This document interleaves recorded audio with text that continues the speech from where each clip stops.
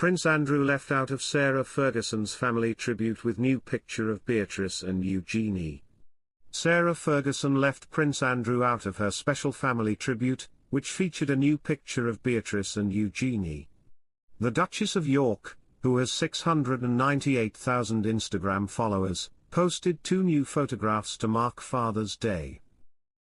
The first picture showed Princesses Beatrice and Eugenie as young children with their late maternal grandfather, Major Ronald Ferguson, who died in 2003.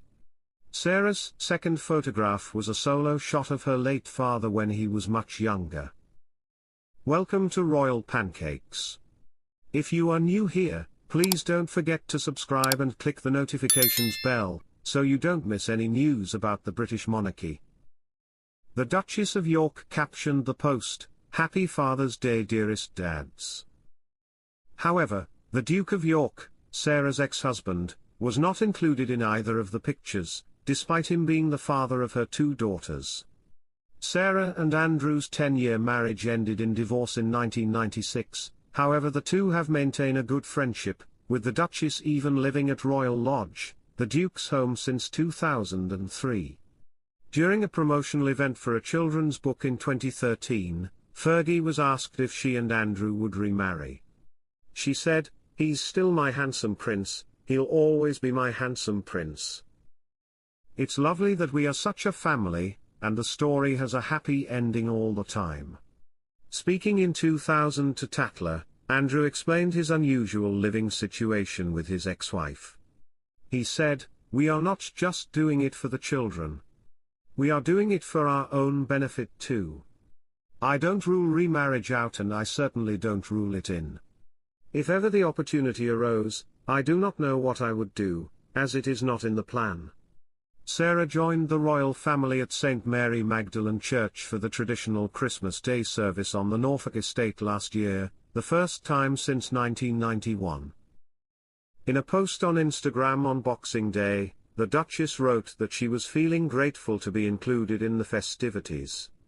The Duchess of York is refusing to sell out her family amid reports she could encourage Prince Andrew, whom she still lives with, to move out of his home at Royal Lodge.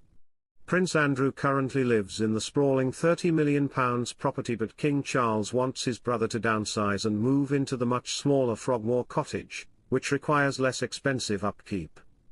The Duke is determined to stay at his current royal residence, with sources claiming he is willing to maintain the £30 million property at any cost.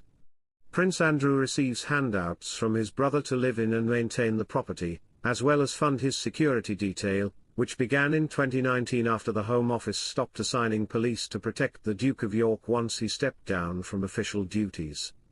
Speaking about the brothers' feud to the Daily Beast, a source close to Fergie said, "Sarah has never sought to rock the boat.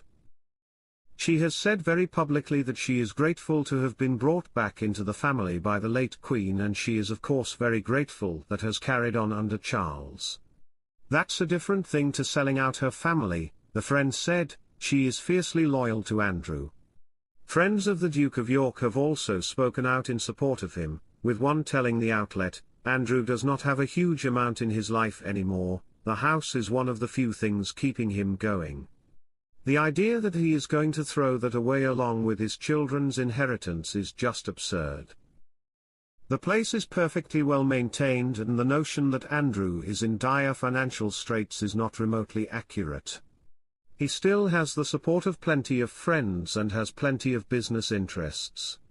The pushback from Andrew's friends comes days after an extensive report in the Times that said the king would reconsider the levels of support he is willing to provide unless Andrew moved out. One source told the publication, "The king's kindness is not without limit, and there is a very good option for Andrew to move into Frogmore Cottage, which also has the benefit of being within the Windsor Castle security cordon, hence reducing the need for alternative round-the-clock security for Royal Lodge."